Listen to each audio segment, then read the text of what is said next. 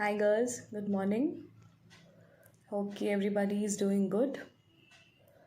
And in this time of pandemic, we are praying for everybody. And you also pray for yourselves, your loved ones, and for everyone those who are suffering from this virus. And along with that, take safety measures, take all the precautions while being at home also, and ask God to have mercy on us. Okay, so we will be continuing with our classes now. In our previous video, we have we have started a new chapter, that is crop production and management, Fasal Utpadan. And in our previous video, we have seen one or two topics, that crops were divided into how many parts, along on different bases the crops were being divided, and what was the origin of the crops, means कहाँ से फसल उगानी शुरू हुई, early man ने क्या किया, फिर उसको कैसे फिर वो जो एग्रीकल्चर था वो मॉडर्न एग्रीकल्चर बन गया. We have seen all these things, and we have read certain topics also, that how many different the crops are being divided in different types on different basis. That was on seasons के according कैसे उनको divide किया गया था, फिर उनके जो products हैं उनके अकॉर्डिंग उनको डिवाइड किया गया था. तो इस तरह से डिफरेंट बेसिस के अकॉर्डिंग क्रॉप्स को डिवाइड किया गया था. And along with that video, I have also sent the PDF of chapter microorganism, सूक्ष्म जीवों का जो चैप्टर था उसका PDF भी मैंने आपको सेंड किया था. I hope कि you might have completed your work. If not yet, please complete your work. Okay, and exercise work should be done in your books, and the question answers has to be done in your fair copy. Okay, and so now we will be continuing with our next topic. In today's topic, we will be reading about before the agriculture is being done, what are the steps taken beforehand, means कैसे फिर किसी भी अगर field में खेती करी जाती है तो उससे पहले क्या करा जाता है, कैसे प्रोसेस शुरू होता है खेती करने के लिए. That is our today's topic. What are the steps, how to maintain soil, and all these topics we'll be discussing today. So let's continue with that. Yes, now we will begin the next topics, that is the preparation of soil, यानी कि मिट्टी तैयार करना. तो जब भी agriculture होता है या फार्मिंग वगैरह होती है तो the farmers what do they do, they first of all they prepare the land, means how land को तैयार करना, मीन्स उसमें जो भी खाद वगैरह होगी, जो मिट्टी वगैरह होगी उसको तैयार करी जाती है. And accordingly first of all what they have to see whether the land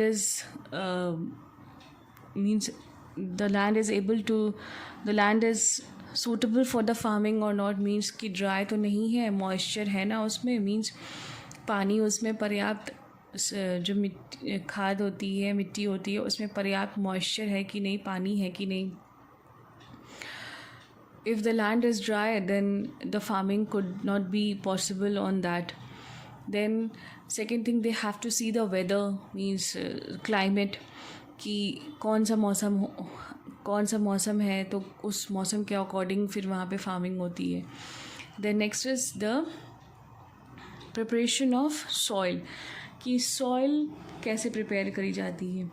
तो सॉइल जो होती है, उस जिस भी जगह पे फार्मिंग करनी है, तो सॉइल को तैयार करने के लिए पहले क्या करना पड़ता है, प्लॉइंग की जाती है, यानी कि जोतना, जिसको कहते हैं ना कि खेत जोतना. तो एक इंस्ट्रूमेंट आता है plough, that instrument, sorry not instrument, it's a tool that tool is used for the plowing of the soil. That tool यानी कि एक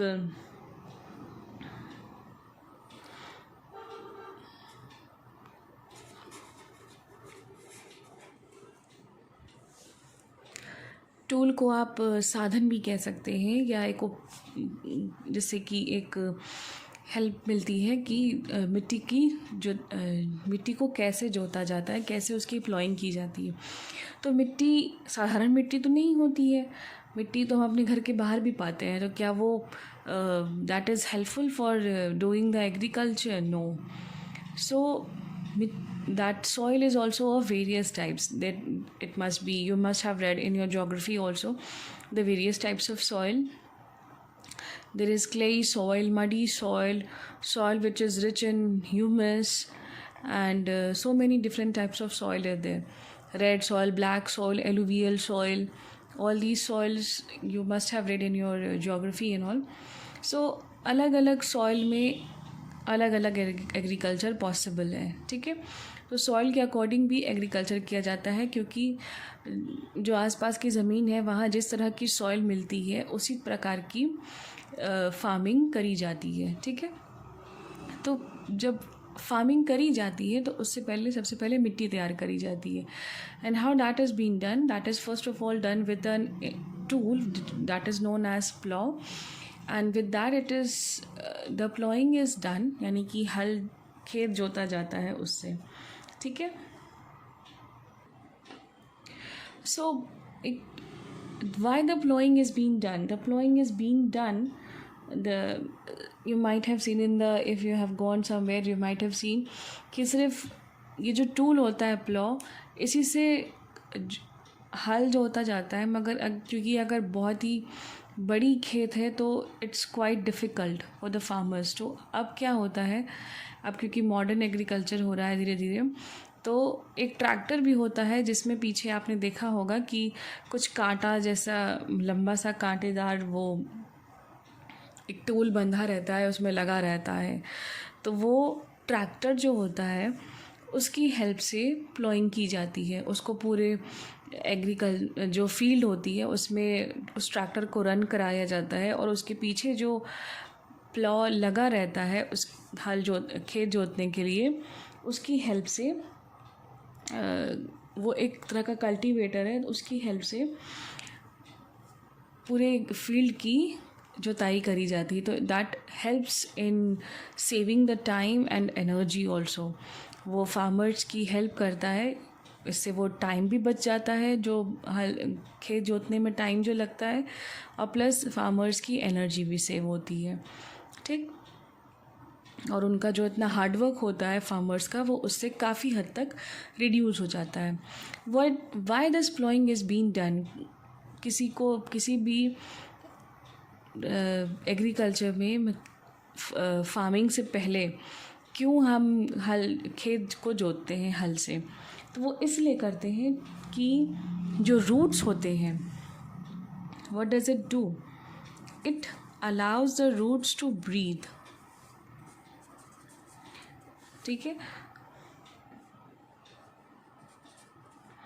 जब अच्छे से जुताई हो जाएगी मिट्टी की, तो जो भी पेड़ पौधा उगेगा वो उसके रूट्स जो होंगे they will be able to breathe properly, ठीक है। रूट्स को सांस लेने में आसानी रहेगी। रूट्स की जो गैस एक्सचेंज करने की जो प्रक्रिया है, जो हमने आपको पहले अभी अपने पिछले टॉपिक्स में पढ़ाई है, गैसेस एक्सचेंज करने के लिए रूट्स में जो भी बैक्टीरियाज वगैरह डेवलप करते हैं, उनको आसानी से वो सारी प्रक्रियाएं हो सकती हैं, ठीक है।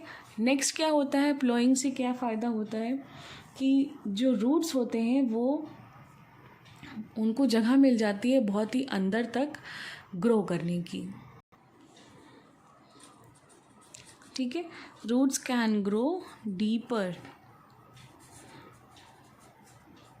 यानी कि जो रूट्स होती हैं वो बहुत ही अंदर तक ग्रो कर सकती हैं, यानी कि रूट्स को जितनी ज़्यादा अच्छी जगह मिलेगी वो उतना मिट्टी के अंदर अपने आप को ग्रो कराएंगी, और जितना अंदर वो जाएंगी वो उतने अच्छे न्यूट्रिएंट्स एब्जॉर्ब करेंगी। ठीक है, जितना अंदर रूट्स जाती है प्लांट के वो उतने अच्छे न्यूट्रिएंट्स को एब्जॉर्ब करती है, और इस तरह से when they absorb more of the best nutrients the plant becomes more healthy and it grows and it produces good products। Means जब वो प्लांट हेल्दी रहेगा, अच्छी तरह से ग्रो करेगा, तब वो ज़्यादा अच्छे से अपने फ्रूट्स या वेजिटेबल्स को प्रोड्यूस करेगा। ठीक है, तो इस तरह से रूट्स को भी हेल्प मिलती है, they can grow properly and into deeper into the soil. Means वो ज़्यादा अंदर तक ज़मीन के अंदर जा सकते हैं। अगर जो मिट्टी है उसकी जुताई अच्छे से की गई है तो रूट्स को भी हेल्प मिलती है to breathe and to grow deeper into the soil. Next, fertiliser mixing. जब खेत की जुताई करी जाती है तो जो भी फर्टिलाइज़र उसमें प्रेजेंट रहते हैं, ठीक है, एक फर्टिलाइज़र तो नहीं होगा, उसमें कई सारे फर्टिलाइज़र के न्यूट्रिएंट्स होंगे, तो वो आपस में अच्छे से मिक्सअप हो जाते हैं। ठीक है, जो भी मिट्टी के उर्वरक होते हैं, जो भी मिट्टी के फर्टिलाइज़र्स होते हैं, वो सब अच्छे से मिक्सअप हो जाएंगे, घुल मिल जाएंगे, और फिर वो प्लांट को एक अच्छी ग्रोथ देंगे। ठीक है, जैसे कि हमारी ही खाने में, जैसे कि हम जब कोई खाना खाते हैं तो उसमें, मैंने आपको पहले भी बताया था 6th क्लास में जब आपको पढ़ाया था, तो I have told you that you need much nutrients, you can not depend only upon one nutrient for your bodies growth, है ना। I have told you in the nutrients chapter in your 6th class also that you need to have all the nutrients in proper quantity, then only you will be fit and healthy. So you need to have the proteins, the carbohydrates, the vitamins, minerals and everything.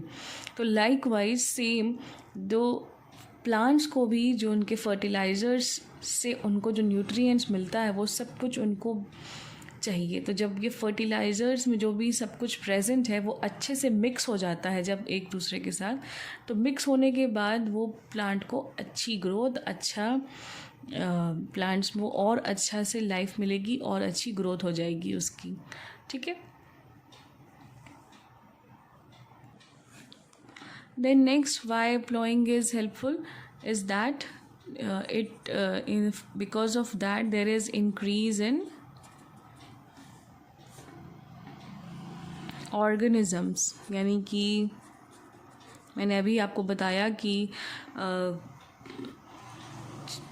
Organisms roots को अच्छे से breathing के लिए जगह मिल जाएगी। तो जो भी ऑर्गेनिज़म्स या माइक्रो ऑर्गेनिज़म्स उसमें ग्रो करते हैं, या मिलीपीड्स हैं, सेंटीपीड्स हैं, या अर्थवॉर्म है, उन सबको जगह मिल जाएगी सॉइल के अंदर मूव करने के लिए, और जितने भी माइक्रो ऑर्गेनिज़म्स उसमें ग्रो करते हैं उनको भी जगह मिल जाएगी, so that they can do their processes of the nitrogen cycle and various other processes. Okay, तो ये सारी चीज़ें प्लोइंग की हेल्प से हमें मदद मिलती है कि खेत जोतने से मिट्टी तैयार करने के, मिट्टी को जब हम तैयार करते हैं तो मिट्टी की तैयारी कैसे होती, सबसे पहले वो उसकी प्लॉइंग की जाती है। तो प्लॉइंग करने से ये सारी चीज़ें मिलती हैं। रूट्स अच्छे से ब्रीथ कर पाएंगे, रूट्स अच्छे ज़्यादा ज़मीन के मिट्टी को और ज़्यादा अच्छे से अंदर तक जाएंगे और अच्छे से उसे होल्ड कर पाएंगे। ठीक है, तो जब रूट्स बहुत अंदर तक जाएंगे मिट्टी में और उसको और ज़्यादा प्लांट को, सॉइल को होल्ड करके रखेंगे, तो प्लांट भी अच्छे से उसकी ग्रोथ होगी। And second thing is that कि वो और अच्छा, मतलब वो हवा वगैरह से या आंधी वगैरह से वो गिरेगा नहीं। ठीक है, फर्टिलाइज़र मिक्सिंग होगी तो उसमें जो भी सॉइल में न्यूट्रिएंट्स प्रेजेंट होंगे, फर्टिलाइजर्स प्रेजेंट होंगे, वो मिक्स हो जाएंगे। That will be helpful for the plant to grow. Then increase in organisms जो भी फंजाइज वगैरह हैं, बैक्टीरियाज वगैरह हैं, और छोटे मोटे जो ऑर्गेनिजम्स होते हैं, अर्थवर्म वगैरह, उन सबको भी आसानी से जगह मिल जाएगी for their, they will increase in their number. ठीक है, तो ये सारी सुविधाएं प्लॉइंग करने से, खेत की जुताई करने से हमें मिलती है। Next is levelling.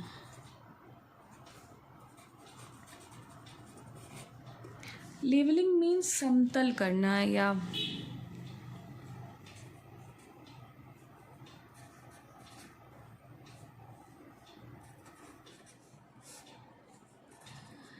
समतलन करना, यानी कि जो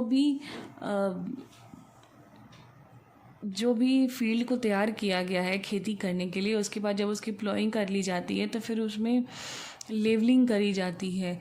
लेवलिंग मीन्स कि उसको प्रॉपर तरीके से लेवल किया जाता है, वुडन या आयरन, एक टूल वुडन या आयरन लेवलर लेकर के। तो इससे क्या होता है कि जो लूज़ सॉइल है, जो इधर उधर बिखरा रहता है, वो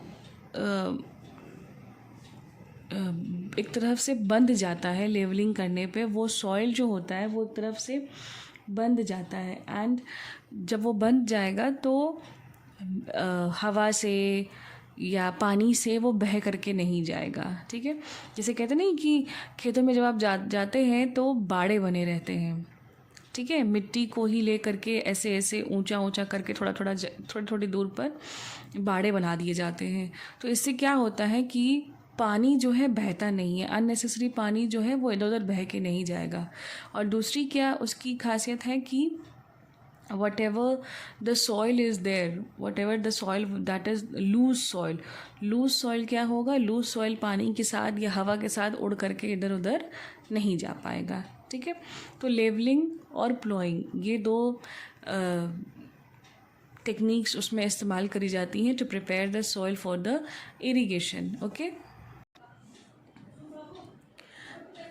next topic is the selection and sowing of seeds.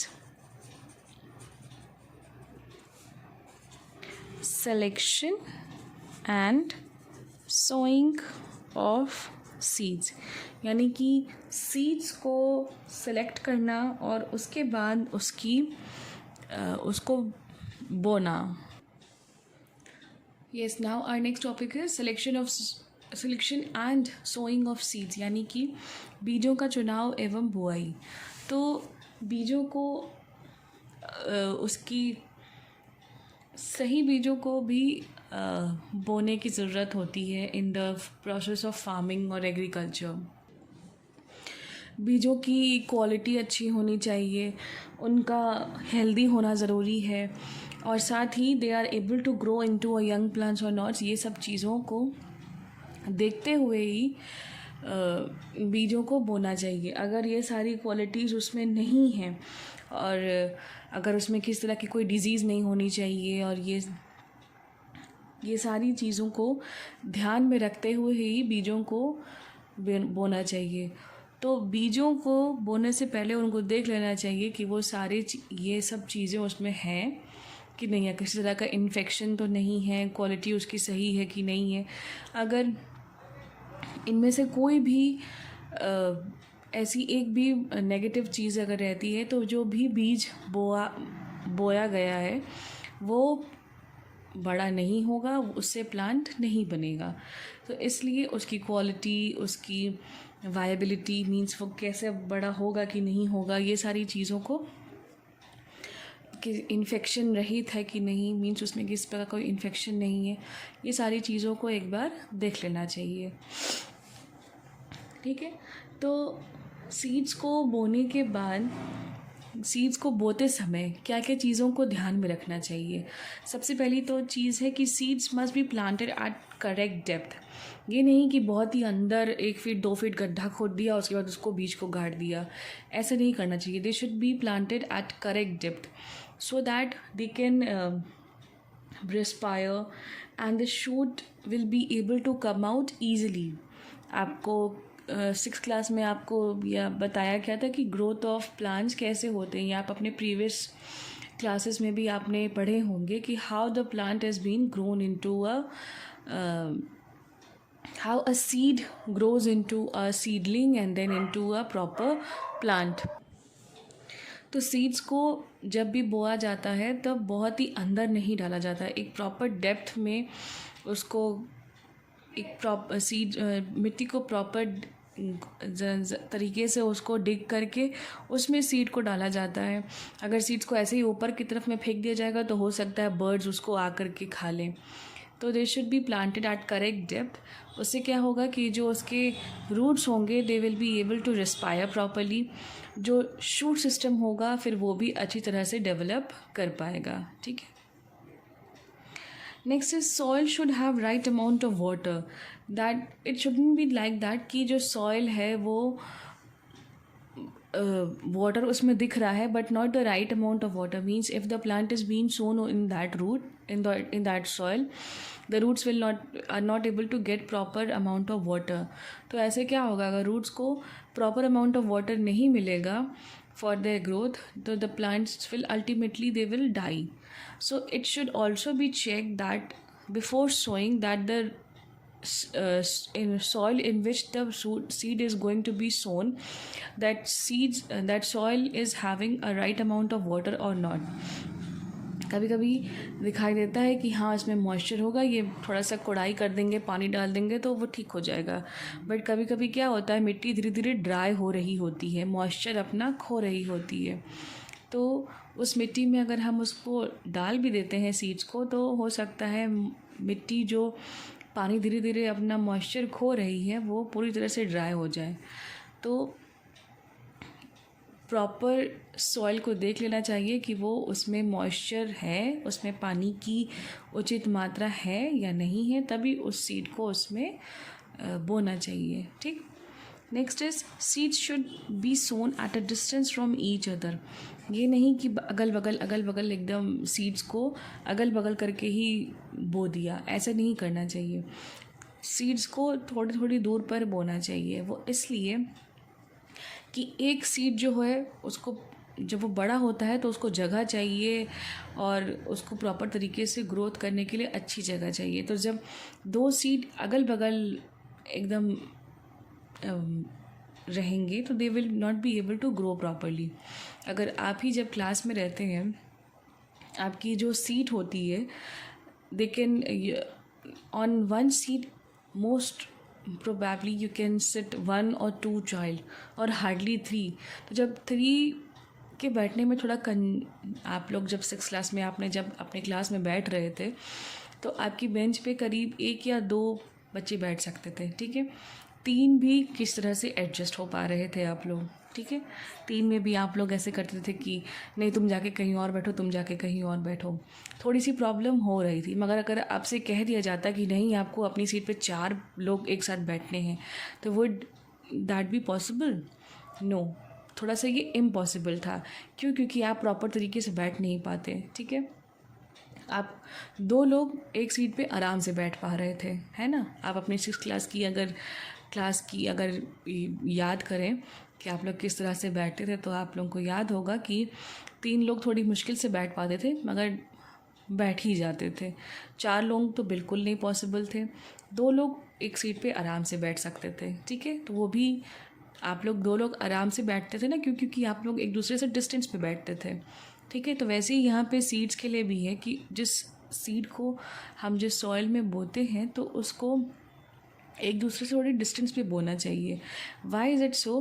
कि the roots will grow, they will grow deeper into the soil, they will enlarge themselves. Means वो अपने आप को फैलाने की कोशिश करेंगी. ठीक है. तो जब उनको जगह मिलेगी तभी ना वो फैल पाएंगी.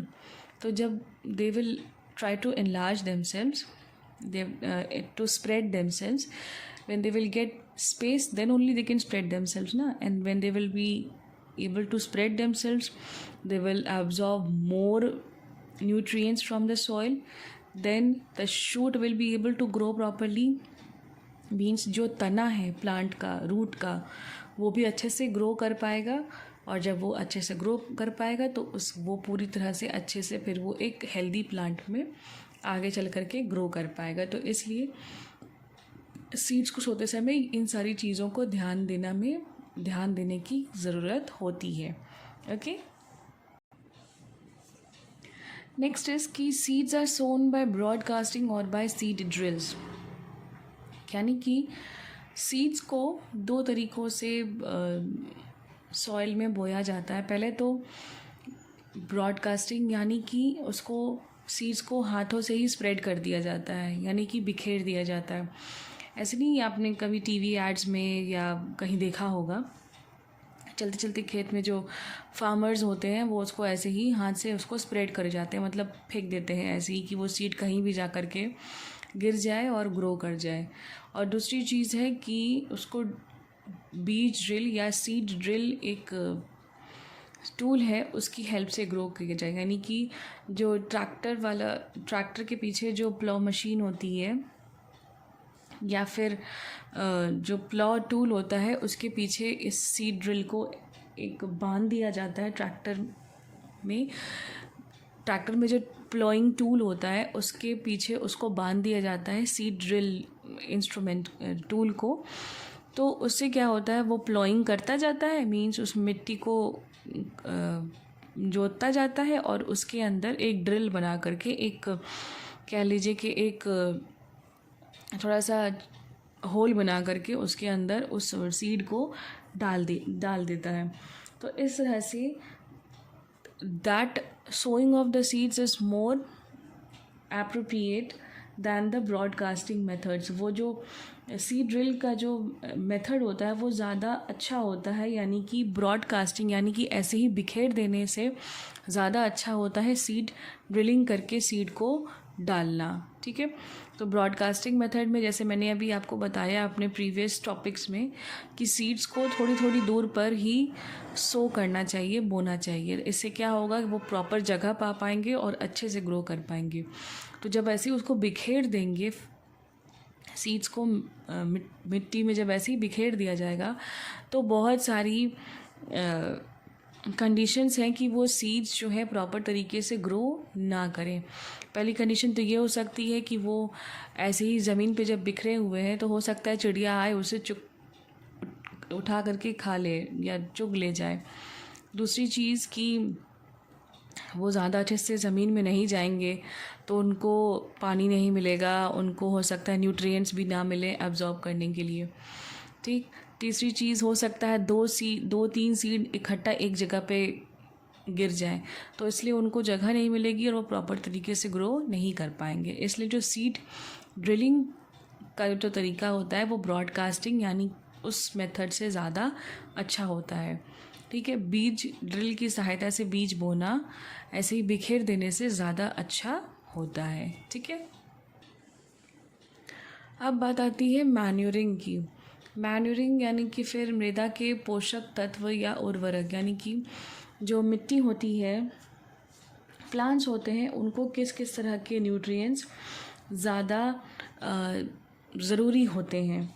ठीक है, तो प्लांट्स को भी जैसे ह्यूमंस को अलग अलग न्यूट्रिएंट्स की ज़रूरत होती है for their proper growth and all, same way plants too requires essential nutrients for the proper growth and all. So there are about many of the nutrients. So they are being divided into two categories. One is the macronutrients and the other is the micronutrient, यानी कि मुख्य पोषक तत्व और सूक्ष्म पोषक तत्व। Macronutrients या मुख्य पोषक तत्व ऐसे न्यूट्रिएंट्स होते हैं in which the plants require in large amount.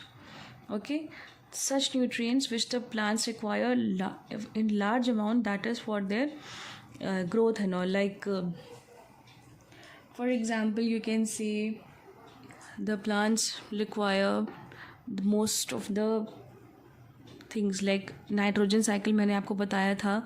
तो एक नाइट्रोजन भी एक ऐसा न्यूट्रिएंट है जो जब कन्वर्ट कर दिया जाता है उसको अमोनिया में, प्रोटीन्स में, तो ये भी प्लांट्स के ग्रोथ में हेल्पफुल हुए। तो so the plants also require nitrogen in large amount. Then carbon से ऑक्सीजन के साथ उसको मिला करके वो कार्बन डाइऑक्साइड यूटिलाइज करता है। ठीक है, कार्बन, हाइड्रोजन, ऑक्सीजन, ओके, इन तीनों को मिला करके कार्बन डाइऑक्साइड बनता है and it is use by the plants for their photosynthesis. Okay, then phosphorus, calcium, magnesium, sulphur, ये सारी चीज़ें भी प्लांट्स को प्रोवाइड करी जाती हैं. ठीक है, जो खाद होती है, आर्टिफिशियल फर्टिलाइज़र्स जो होते हैं, उसमें कैल्शियम, मैग्नीशियम और ये सब सल्फ़र वगैरह का मिक्सचर जब डाला जाता है तो जो आर्टिफिशियल मैन्योर्स होते हैं वो एग्रीकल्चर के लिए बहुत ही ज़्यादा हेल्पफुल होते हैं. उससे क्या होता है, प्लांट्स की ग्रोथ बहुत ज़्यादा अच्छी होगी and they will be able to produce their products sufficiently. Then is the micronutrients. Micronutrients यानी कि ऐसे न्यूट्रिएंट्स जिनकी प्लांट्स को ज़रूरत तो है but in a very little bit amount. तो ऐसे कौन कौन से ऐसे न्यूट्रिएंट्स हैं जिनकी ज़रूरत है but they are used in very little amount. That is the iron. Iron means Fe. Iron का फॉर्मूला है Fe. सिंबल है, sorry, Fe. The name is ferrous. Iron का नेम है फेरस और फेरिक, दो नाम होते हैं. ठीक है, फेरस और फेरिक दो नाम होते हैं. तो उसी से उसका सिंबल बना है Fe. आयरन का सिंबल होता है केमिस्ट्री में Fe. ओके, तो आयरन की ज़रूरत है, फिर उसको जिंक की ज़रूरत है, उसको क्लोरीन की ज़रूरत है. तो ये सारी चीज़ें हैं जो कि उसको छोटे अमाउंट में चाहिए, लिटिल अमाउंट में चाहिए, but it is required for the proper growth, means for the plant growth. Okay, so these are the two types of nutrients which are required by the plants for their from their soil and all. Next is the methods of cultivation, यानी कि खेती के तरीके. तो this topic we will be reading in our next video. I hope this chapter, I guess कि this chapter is going to take 1 or 2 videos more and we'll be able to complete it in our 1 or 2 videos. So by this I end up my video now and I wish you all good health and take care of yourselves. So bye for the day. Good day.